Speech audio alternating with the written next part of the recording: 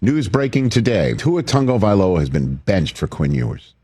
That has happened in Miami just a couple of years after he signed that big fat contract. Chris Greer, the general manager, he was shown the door after 9 games this year.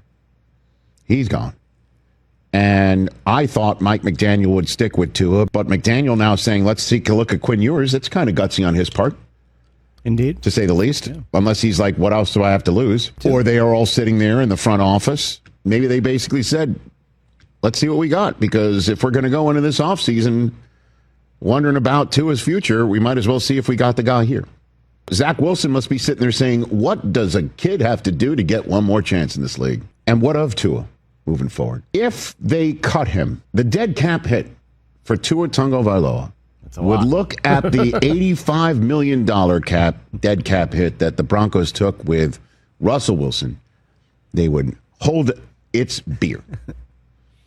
The $85 million that Russell Wilson was dead capped on the Broncos ledger is nothing compared to the $99.2 million cap hit that Tua would be counting for over the next 2 years. $67.4 million in next year's cap, and then $31.8 million in the 2027 cap. Now, if they stick with him next year, and then they decide it's another lost year, or this, we've really given it every possible shot, the $31.8 million cap hit in 2027 would only go up to $34.8 million. You look at that and go, well, that would just be impossible to overcome.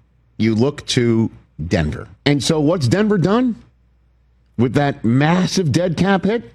They've only won 22 games, and they're currently the 1 seed 2 years into it. Now, the difference between the Russ stuff, the Denver stuff, and what this is right now is the reason why they dead capped him and did all that is he was due $37 million guaranteed investing the next year.